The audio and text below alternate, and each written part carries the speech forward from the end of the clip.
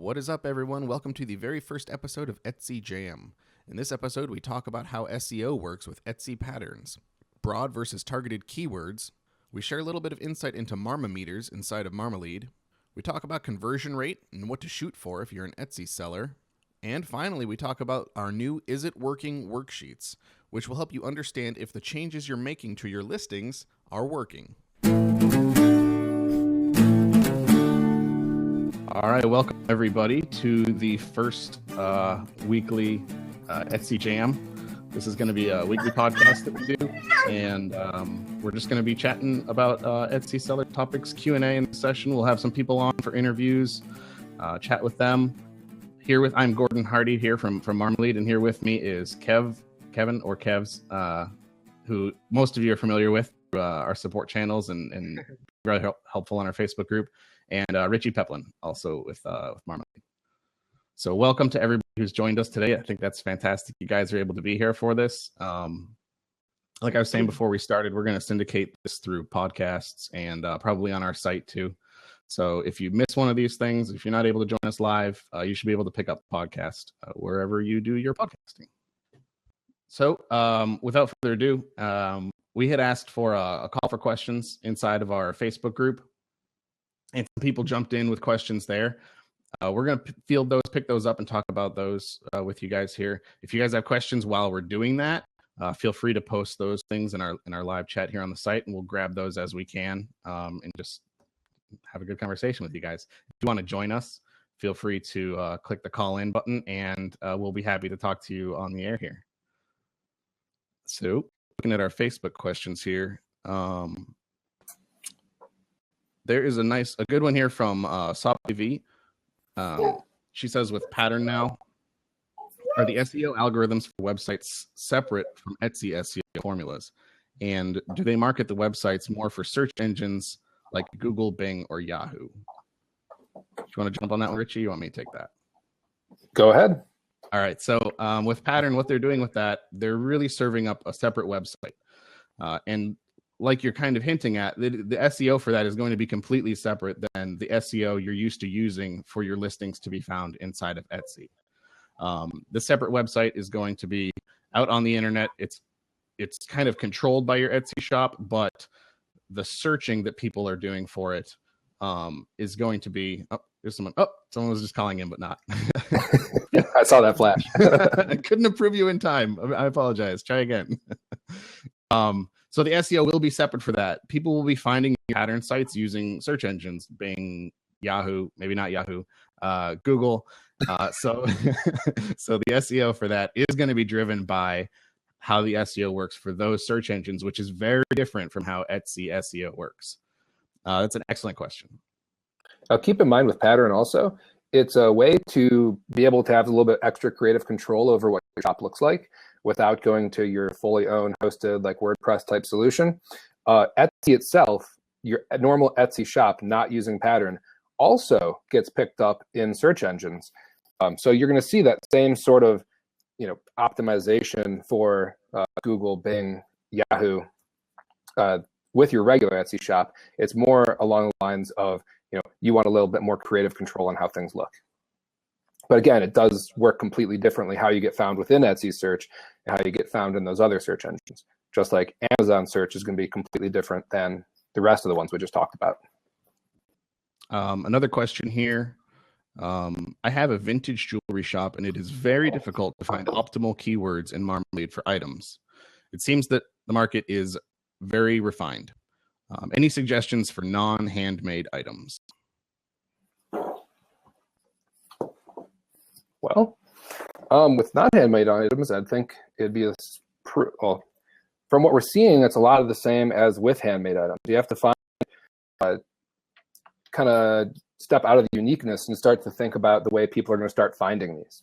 I know a lot of this stuff is one of a kind, or maybe it's one of a kind for your shop, but it's not one of the kind in the world. There's some problem it solves, and some solution that it is that is going to be consistent across other products. I would try to find those. Gordon, anything to add? No, I think that's great. That is great. Okay. Also from our Facebook group, Sarah asks, I would like to know if there is a plan to somehow connect, by correlation, maybe a factor or something, Marmalead engagement with Google keywords. The balance seems to be finding keywords that people are actually searching for that have high or at least moderate engagement. For jewelry, this is really tough. And it's also really tough to break this from an SEO standpoint because of massive competition in this sector. Any 3+ word keywords seem to have low or very low engagement, and the 2-word ones are just too broad, and there is too much competition to realistically be seen. That's a really good question, and I think that's something that people struggle with a lot when you're attacking one of these really broad keywords, right? That typically these ones that we see, like jewelry, for example, will have extraordinarily high engagement, but the competition level on those keywords is excruciatingly high. Etsy's returning over 50,000 results to us, which they don't. If it's over 50,000, they don't even share what the actual number is with us. So we just know it's astronomical, and it's maxed out the result number that Etsy can return to Marmalead. So these spaces are super competitive, super crowded, and there's a lot of people vying for attention for a keyword like jewelry. So your thought of going into these more niche sections and attacking like 3-word strings for your keywords it's a fantastic idea. That's kind of what you need to do in a situation like that.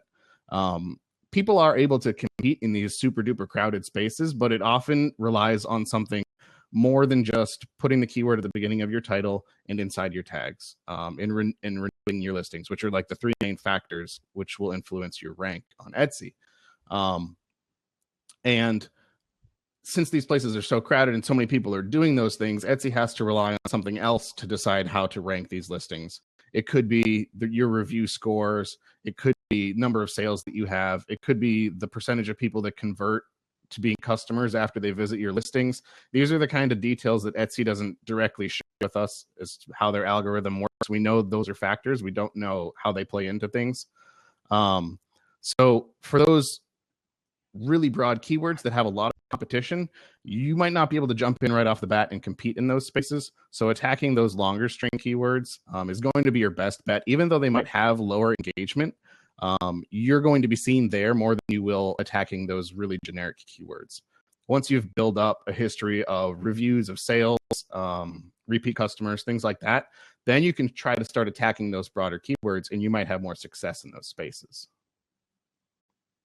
That's a great point, because if you get ranked on page 10 for a highly engaging keyword, then you're not really getting that true engagement. You're not getting all those views because you're so far back. You'd be better off being on pages 1 or 2 of something not as high engagement. Also keep in mind that you might be able to find some bright spots in some markets that are just kind of coming up. So there's not a lot of competition in there. That's great. Maybe there's not as much engagement as you'd like to see, but you think this is something that's going to start building. You can definitely invest a little in those and try it out, because a big part of this is just trying it out. Much like anything in business, you got to try things out. Where you see bright spots, do more of it. Absolutely. Especially if you're in the long term. Go ahead. And keep in mind too that Etsy doesn't frown upon you having 2 separate listings for the same item, using different tags and titles to describe those things. So if you have the inventory to support doing something like that, it's totally worth setting up a separate listing to try to attack a keyword that you think you might have a shot at, but you're not sure, without really letting go of the other keywords that are already working for you. And that's a good way to kind of dip your toes in and see if you can play in that pool or not. A follow-up question to that actually is, and also, is there a threshold for views per week, which is a number that we share with you guys in Marmalead, that would determine whether it's good or bad? Or is this factored in with competition listings featuring this keyword? That is a good question. When we score engagement inside of Marmalead, we kind of factor everything in together. We're looking at views per week, which is the clearest indicator of engagement that we have from Etsy. But we weigh that against the competition that you're seeing in those areas. So if you're in a more competitive area, that's going to require more views per week to drive the engagement score up, right? If you have more people in that space, then there should be more clicks to those listings. And if there aren't, then the engagement's definitely low in that space. So there isn't necessarily a real like threshold or a cap that you should be looking at when you're looking at that views per week number. You should just be kind of balancing that with the number of results that are showing up and the number of shops competing in that space to kind of get a sense of which keywords that you're looking at have the highest views per week or the highest engagement that we're looking at against those the competition level in that space. And so that's what we're really trying to do with the Marma-Meters, where we show the engagement score, is try to do that crunching and that heavy lifting for you guys. So if you just look at how we're ranking things, inside of engagement, whether it's very high all the way down to very low, the ranking that you see there is weighted to account for the crowdedness of the space that you're looking at. We also have over here on the right in the live chat a follow-up question to the previous topic we were just covering with conversions. What would you say is a good conversion rate from views to sales? Now, Gordon, you and I were just talking about that the other day. I believe I remember that Etsy suggests a 3% conversion rate is a good target. And then in our shop fitness calculator, we were seeing about a 1.1%. Correct. Okay. I'm remembering that correctly then. I know you're spot on, man. That's the average that we've seen with the shop fitness calculator is right around 1%, 1.1%. And this is from sellers just like yourselves on Etsy reporting how many views they've had over a time period and how many sales they've had over that same time period. So this is actual data from you guys. Just we're delivering it back to you to let you know that we're seeing more around like a 1% conversion rate, right? Etsy does suggest 3%. And I think, Richie, you had said even when we were talking about this before that industry standard is kind of like 3%-ish for e-commerce. Yes. Yeah, during the research that I looked at, e-commerce is really around 3%. Of course, it's going to vary a little bit. And just like anything, the very top percentage of that tend to be higher, right? They're going to be even higher than that, but they are kind of the outliers in that case. And there's one other thing I want to mention about the shop fitness calculator is sometimes people think that the results we're getting from that are biased because the only people taking it are doing really well in Etsy, but that's a misconception. We actually have people or shops from all walks coming to Marmalead and taking the shop fitness calculator. So whether you're just starting out, been here for a long time, been successful for a long time, or haven't found success yet, it's really a mix of everybody. So it's a nice sample. All right, Gordon, are you looking for the next question? Sure am. All right. Okay, here's one from Tony. Tony says, I updated my shop with everything that Etsy recommended, including a new cover photo to replace my old banner. The question is, when I put out my order, customer receipt to include in shipping, the old banner is at the top of the page. I would like all the changes to be cohesive and not have two different banners. Maybe there's a way I can change it, but haven't discovered how to do that. Thanks for any help. Are you familiar with this, Richie? I'm not. No, I'm not familiar with that. That sounds like Etsy might have missed something there. I'm not sure. It sounds like that to me too. Sometimes when you make these updates, there could be a delay in when Etsy spreads this stuff through their system. So, Tony, if this is something that you've done, in the last couple hours, I'd say give it a little bit, and maybe it'll sort itself out within Etsy's system. There's a possibility with the way they have things set up that they could just be pulling an older image until their other areas of their site get updated, and then that's going to spread through everything else too. So if it's a recent change you've made, just give it a little bit and see if that works. If it's been a few days and you're still seeing this discrepancy between the banners, maybe somebody in the chat is familiar with this and has had this issue with Etsy before, and they can shout something out for us here. But if it persists, I would probably contact Etsy and ask them what the deal is, because that doesn't seem like the way that they would want that to behave either. Yeah, and being a software ourselves, sometimes you don't notice that stuff until someone finds somewhat of an edge case and has to report it. So you might be the first people to actually report it. It's hard to say. So I think that's it for the main questions that we had coming through the Facebook group. If you guys have any other questions that you want to shout out in the live chat here, we'll be happy to field those. If anyone, again, wants to join us, we're happy to accept you into the group, and we can chat here on the air. I'd love to hear about your shop, where you are, how you got started, all that good stuff. Other than that, we've got some other stuff that we'd like to share with you guys today that we have been working on. So I guess while we wait for questions and chat comments to come in, I can go ahead and do that. Share. And we have a couple questions from before too, right? The ones that came in through Facebook and also emails. Oh, yeah. Here's a good topic, though. Discussion about results when using refined words versus more common words. And so I'm thinking is generic versus kind of long tail, and the different types of people that you're, and why it's important to use both, and the different types of people that you're going to reach when you use different types of keywords. So yeah, generic keywords, I mean, really, if you're thinking about the way someone's shopping, right, you're going to start with something pretty broad.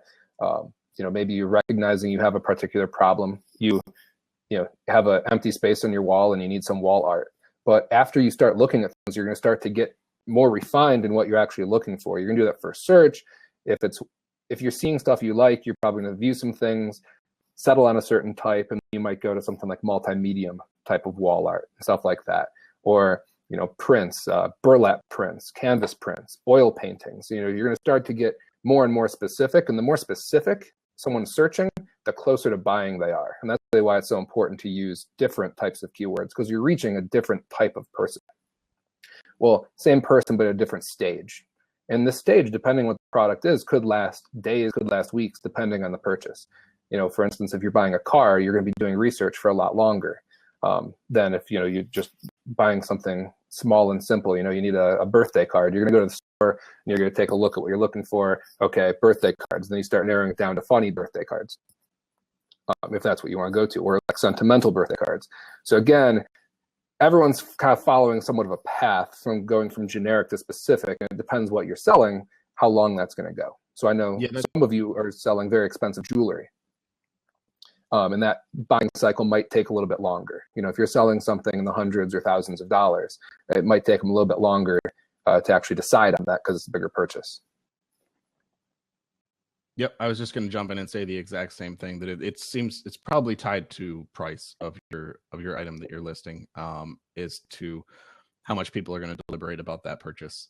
So if your listing is on the expensive end, like Richie's saying, that's just something to consider. There's another question in here too that we had before, about the difference in views based on Etsy search page versus Marmalead, and why there's a discrepancy, and the best way of understanding that, why there's a difference there.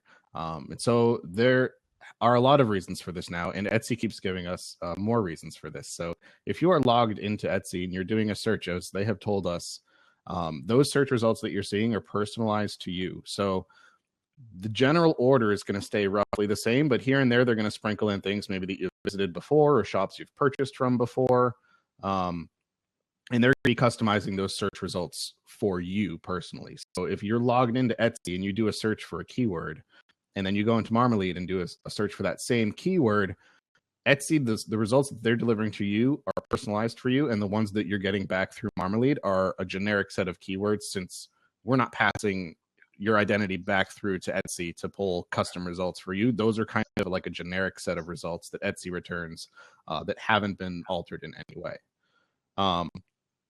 Now, if you are not logged into Etsy, or you're using like incognito mode in Chrome, or private browsing mode, you can still see some small discrepancies in the way that search results get returned to you versus how they're returned through Marmalead. So one of the other reasons things can be a little bit different is because Etsy is always playing with their search algorithm on their website, making small changes here and there that will impact some customers and not other customers. And even though you're not logged in, they still see you as a separate individual, and they could deliver you slightly different search results than somebody else who's browsing on that same site. In fact, if you pull it up on two separate computers, two separate browsers, looking at Etsy site itself, you could see different search results just comparing Etsy versus Etsy.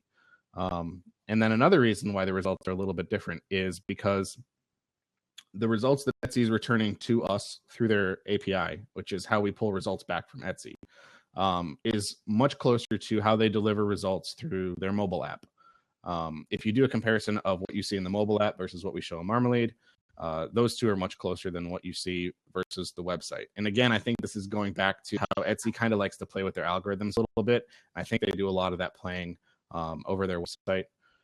It's not a bad thing that the results are closer to what mobile is, because in the last Etsy report that I shared with the public, they actually had more sales through mobile channels than they did through their website. So it would make sense that you probably want to target rankings that are closest to how the majority of their sales are going through. I agree with that.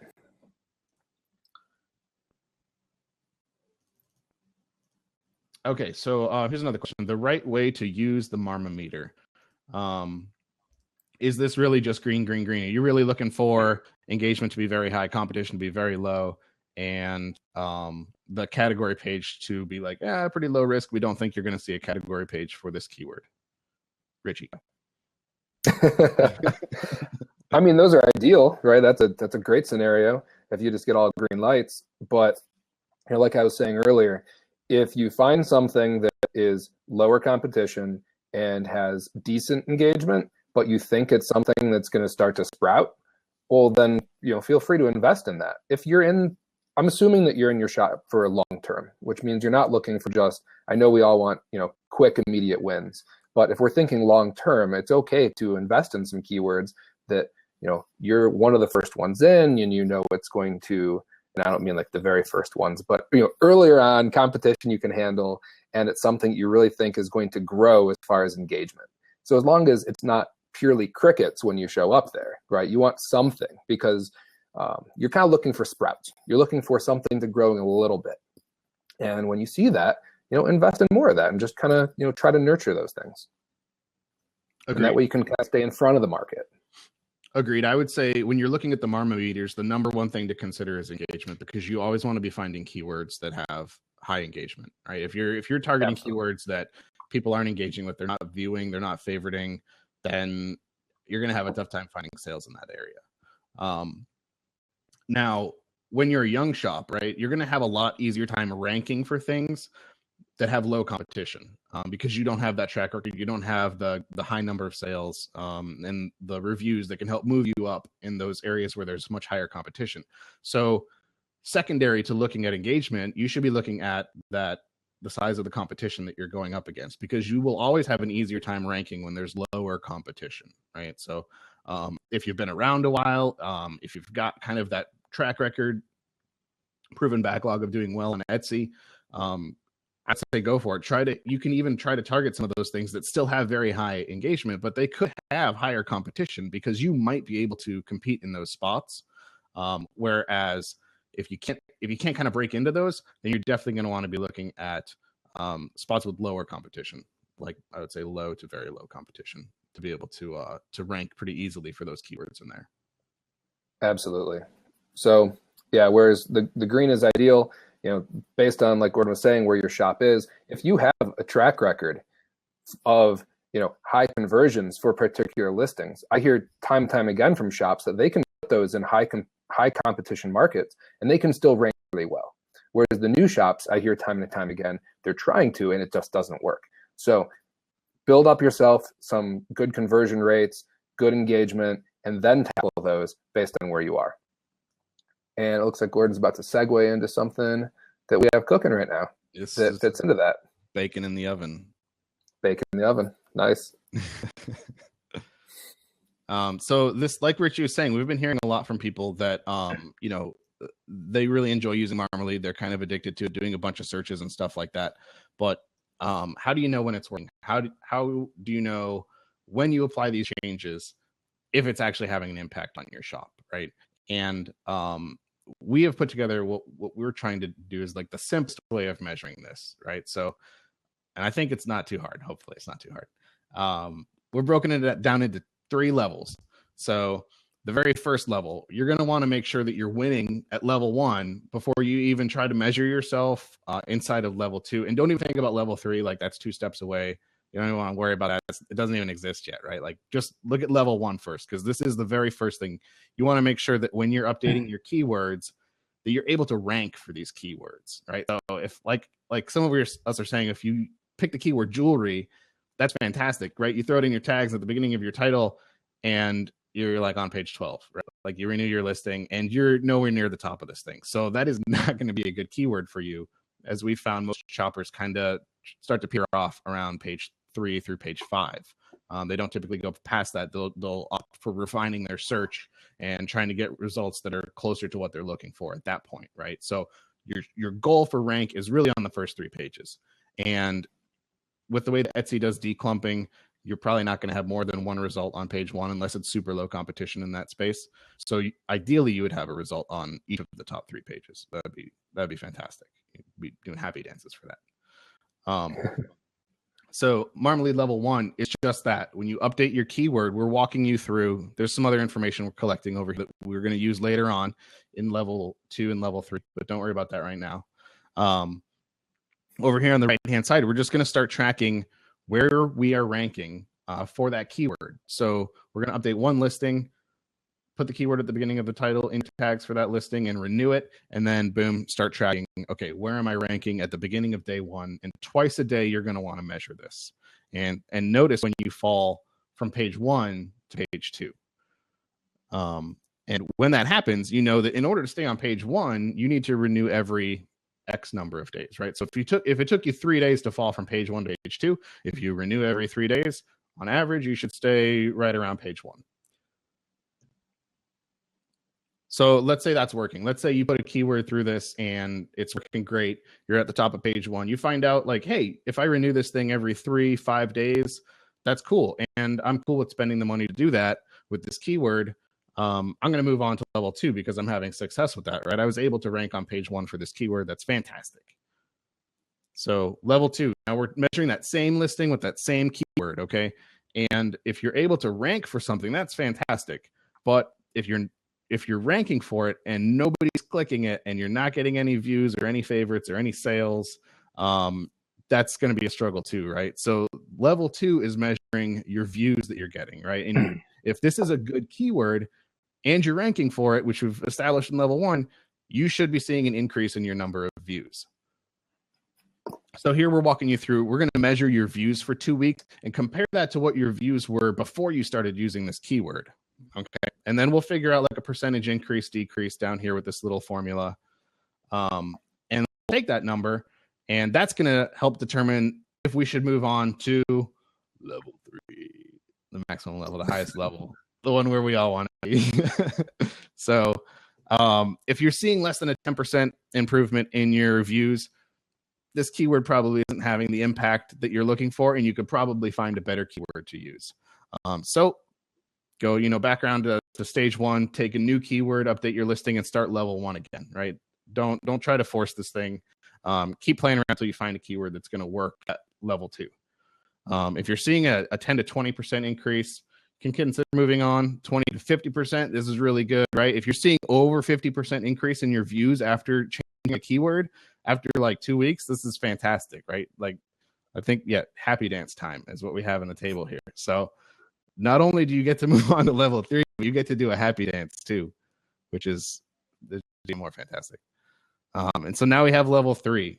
We've established that you found a good keyword that you can rank for. You're getting good views for this keyword. Now level 3 is sales, right? Like that's what this all kind of boils down to. That's what matters most here. We broke it down this way too, I should mention, because the fewest things impact your success at level 1. You should be, if you can rank for something, you can rank for it. And there's very few things that are going to impact that, other than how Etsy's SEO naturally works. Your views that you're getting on your listing aren't necessarily completely impacted by your rank. Things like your price, your photos could have a huge impact on the number of views you get. If you're getting out there on page 1 all the time and your photos are not so great, people might not be compelled to click on your listing, and they're clicking on all the listings around you, right? That doesn't mean that your item is terrible. It just means that you probably need to update your photos and maybe get some nicer photos of your listing so that it compels people to click on those things and get those views, right? So level 3, there's even more things that can impact sales, right? Now we're getting into like they've clicked your listing, they've viewed it, they're reading your descriptions. What are your shipping costs? Where are you? How long is it going to take to get this thing to me? So many other factors come into play here. So that's really why we want to make sure that we're winning at level 1 and level 2 before we even move on to level 3. And level 3 is measuring sales, right? So we're going to take this keyword that we've used and we're going to measure how many views, how many sales we've had over a 4-week period, because 2 weeks isn't long enough. Maybe you guys are killing it and you're getting an insane number of sales in a 2-week period, which is fantastic, right? But I think the majority of people that are selling on Etsy, it's going to take a little bit longer for sales to come in and really get the kind of data to understand whether or not something is working. So we're going to measure sales over a 4-week period, take an average, and we're going to come up with a conversion rate here, right? Just like we were talking about earlier, where you're going to take your views divided by, or your sales divided by your views and get your conversion percentage. And you're going to want to look at that number and determine whether or not this keyword is for your listing. So just like we talked about before, the average that we've seen in Shop Fitness Calculator is around 1%, 1.1%. Etsy says shoot for 3. That's fantastic. If you hit 3, I think that's way above what other people are doing on Etsy that I've seen, right?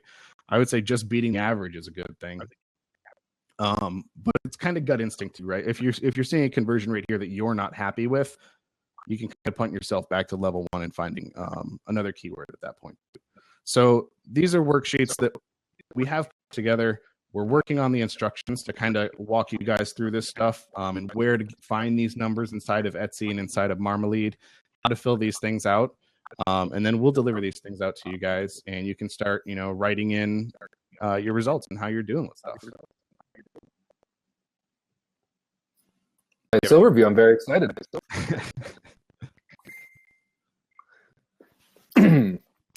So we actually have a comment question over here in the live chat. I've heard that the amount of items that you have listed improves your views. Is that just because more items, or is it because Etsy favors shops with more items? And if so, is there an optimum amount of listings? So I haven't seen anything that leads me to believe that their search favors shops with more items, but I have seen a lot to lead me to believe that shoppers actually prefer to look at shops with at least one full page when they actually get to the shop. I think this is a couple things. One, it makes the shop look more substantial, more structured, established, and it builds trust. Because again, with conversions and everything, one of the big things that shoppers are going to be dealing with is, am I going to have a smooth transaction with these guys stemming from? Am I going to have a good experience? Secondly, it kind of wears them out as they're looking at your items. That's good because we all have a certain amount of steam going forward to buy things and shop around, and eventually we get tired out in a good way and decide to buy something. But the number of items is definitely going to affect how many views your overall shop gets. Yes, because every listing you have is an opportunity to be found. Now, if you take 100 listings and just have the same titles for them, that's not going to help you nearly as much as it's going to help you if you spread those out into different keyword buckets. So the more keywords you have and you throw 3 to 5 listings into each one of those and target them, well, you just spread your net that much wider. And as far as SEO is concerned, even on the general internet, when I look at the different reports that various larger blogs put out, especially the more established ones, the ones I look at because they're the ones that are winning. And again, it's that long game. There aren't yes, they have popular posts, the most popular, big success posts, but for the most part, those huge numbers you see as far as daily visits are just because you're adding up all of the different page views from all the different posts. And they have just this huge backlog of them because they've been posting for years. So when they get 100,000 visits a day, it's not because it's 3 posts that are just doing really well. It's because they have hundreds of posts that are all getting views. And you can do the same thing with your shop listings. As long as you're targeting different things, then shoppers from all over the world and from all different backgrounds are going to be Googling these or searching these different things. Switch up my mode here, back to Etsy. They're going to be searching these different things for these different keywords. So keep in mind regions and locality and what people are going to call it from different places. And don't get yourself too attached to any specific keywords. Spread it out. As long as they come in your shop, that's where the win is. True. You speak the truth. Speak the truth. I'm glad to have your support. All right. Well, we're right around the half-hour mark here, which is what we're shooting for the recording. So we'll bid you all a fond farewell to everyone who is listening to the recording. For those of you who want to hang out for a little bit of an after party, we're happy to stick around and kind of keep the blab going. And we can talk about all the people listening to the recording that can't hear what we're saying about them. So that'll be a nice conversation. But this is Gordon, Richie, and Kebs from Marmalead, and we appreciate you listening.